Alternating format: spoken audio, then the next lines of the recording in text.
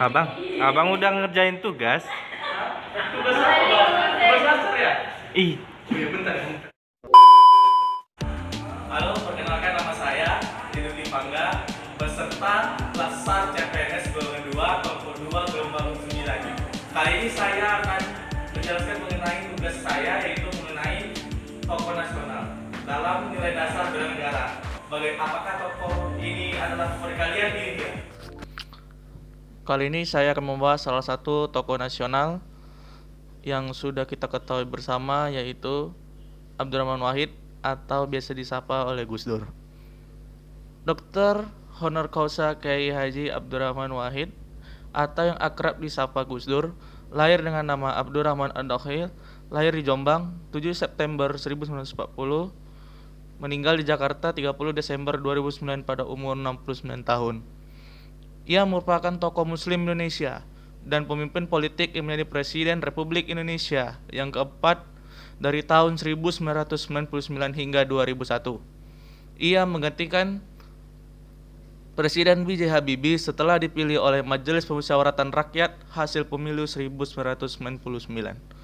Penyelenggaraan pemerintahannya dibantu oleh Kabinet Persatuan Nasional. Masa kepresidenan Abdurrahman Wahid dimulai pada 20 Oktober 1999 dan berakhir pada sidang istimewa MPR pada tahun 2001, tepat 23 Juli 2001. Presiden Republik Indonesia keempat, Bapak almarhum Abdurrahman Wahid. Pendidikannya yang pertama, dia lulusan pesantren Tambak Beras Jombang pada tahun 1959 hingga 1963, Departemen Studi Islam dan Arab tingkat tinggi. Universitas Al-Azhar, Kairo, Mesir pada tahun 1964 hingga 1966. Selanjutnya yaitu Fakultas Sastra Universitas Baghdad pada tahun 1966 hingga 1970. Adapun riwayat karirnya yaitu pengajar dan dekan Fakultas Usluhuddin Universitas Hasyim Ansyari, Ketua Balai Seni Jakarta pada tahun 1983 hingga 1985, pendiri dan pengasuh pesantren Ciganjur, Ketua Umum PBNU pada tahun 1984 sampai 1999, Ketua Forum Demokrasi pada tahun 1990, Ketua Konferensi Agama dan Perdamaian Sedunia pada tahun 1994, anggota MPR pada tahun 1999, Presiden Republik Indonesia pada tahun 20 Oktober 1999 hingga 24 Juli 2001, serta menjadi Ketua Dewan Syuro Partai Kebangkitan Bangsa. Selanjutnya yaitu awal karir. Pada saat menyelesaikan pendidikan, Gus Dur kembali ke Jakarta mengharapkan bahwa ia akan pergi ke luar negeri lagi untuk belajar di Universitas McGill, Kanada. Ia bergabung ke Lembaga Penelitian, Pendidikan dan Penerangan Ekonomi dan Sosial atau disingkat LP3ES, organisasi yang terdiri dari kaum intelektual muslim, progresif, dan sosial demokrat. LP3ES mendirikan majalah Prisma dan Gus Dur menjadi salah satu kontributor utama majalah tersebut. Selain bekerja sebagai kontributor LP3ES, Gus Dur juga berkeliling pesantren dan madrasah di seluruh Jawa. Pada saat itu, pesantren berusaha keras mendapatkan pendanaan dari pemerintah dengan cara mengadopsi kurikulum pemerintah. Gus Dur merasa prihatin dengan kondisi itu karena nilai-nilai tradisional pesantren semakin luntur akibat perubahan ini. Gus Dur juga prihatin dengan kemiskinan pesantren yang ia lihat.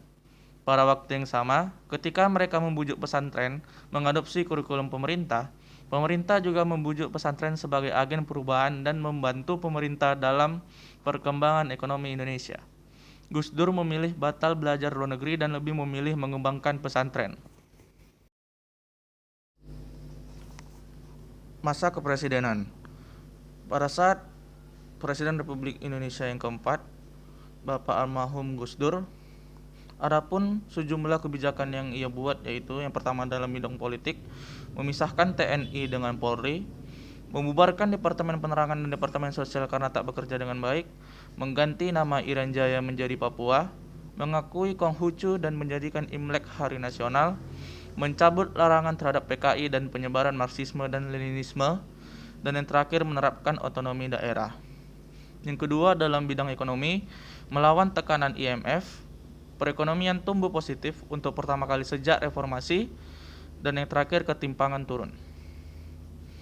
Bisa kita lihat dari beberapa kebijakan-kebijakan politik yang dibuat oleh Bapak Presiden yang keempat, seperti mengakui Konghucu dan menjadikan Imlek hari nasional, dan mencabut larangan terhadap PKI dan penyebaran Marxisme dan Leninisme. Di sini kita lihat bahwa Gus Dur dalam membuat suatu kebijakan tidak membeda-bedakan antar suku, ras, dan agama dan sebagainya. Di sini dia, Bapak Presiden, memberikan kebijakan yang adil dan berlaku sama untuk semua kalangan. Setelah sebelumnya pada masa Orde Baru tidak adanya kejadian tersebut. Di sini Bapak Gus Dur juga menanamkan nilai dasar bela negara, yaitu setia pada Pancasila sebagai ideologi negara, di mana dia menjadikan Pancasila sebagai pemersatu bangsa dan negara dengan semboyan Bhinneka Tunggal Ika dengan kebijakan yang dibuat mengenai ini. Dengan kebijakan-kebijakan yang dibuat di atas, bahwa nilai dasar bela negara pada Bapak Almarhum Gus Dur itu, yaitu yang pertama mengenai cinta tanah air, di mana dengan kebijakan-kebijakan yang dia buat ini, dia telah memberikan kontribusi kepada kemajuan bangsa dan negara. Selanjutnya yaitu detik pelengseran dari kursi kepresidenan. Pada 29 Januari 2001, DPR menggelar sidang paripurna membahas hasil kerja panitia khusus atau pansus investigasi dugaan penyimpangan dana Yayasan Bina Sejahtera atau Yanatera Badan Urusan Logistik atau Bulog, atau khalayak umum biasa menyebutnya Bulog Gate. Pansus DPR menyerahkan laporan setebal 27 halaman kepada Ketua DPR Akbar Tanjung yang berisi dua kesimpulan utama. Pertama, Presiden Abdurrahman Wahid diduga berperan dalam pencairan dan penggunaan dana Yanatera Bulog. Kedua, Presiden dikonsisten dalam pernyataannya mengenai aliran dana dari Sultan Brunei. Sementara sidang krusial itu berlangsung, suasana di luar gedung DPR MPR juga tak kalah menegangkan. Harian Kompas melaporkan, belasan ribu orang dari elemen mahasiswa dan masyarakat umum berdemonstrasi di halaman gedung DPR MPR.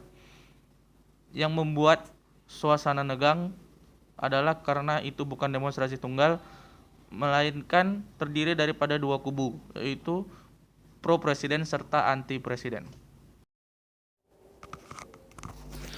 Sidang istimewa MPR pada 23 Juli memang kemudian memutuskan Gus Dur turun dari jabatannya sebagai presiden.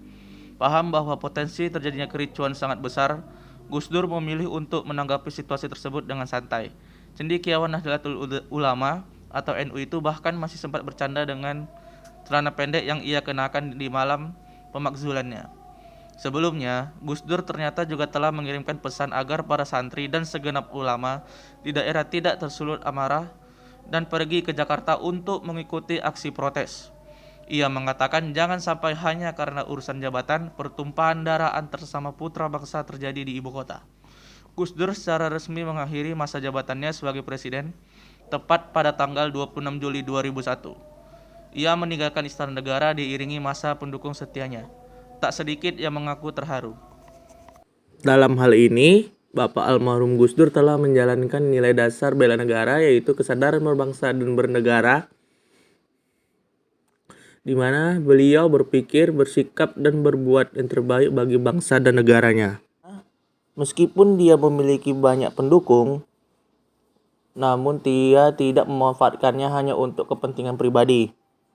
Dia dengan sukarela melepaskan jabatannya demi menjaga keutuhan bangsa. Dari Bapak Almarhum Gus Dur ini, kita dapat belajar bahwa kita harus turut berpartisipasi dimanapun kita berada, di unit kerja manapun, instansi manapun, dan sebagainya. Selanjutnya, sebagai ASN kita harus selalu bersedia mengorbankan waktu, tenaga, dan pikiran untuk melakukan pelayanan yang terbaik bagi masyarakat. Tetap menjaga kesatuan sesuai dengan semboyan kita, Bhinneka Tunggal Ika, berbeda-beda namun kita tetap satu. Dan yang terakhir, kita sebagai ASN selalu mengutamakan kepentingan rakyat di atas kepentingan pribadi ataupun golongan.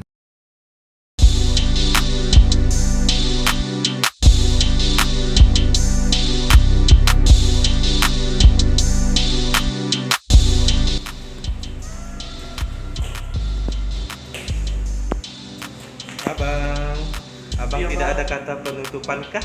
Oh iya, terima kasih untuk Bapak, Ibu, dan teman-teman semua telah menonton video saya. Mohon maaf apabila ada salah baik kata maupun perbuatan. Assalamualaikum warahmatullahi wabarakatuh.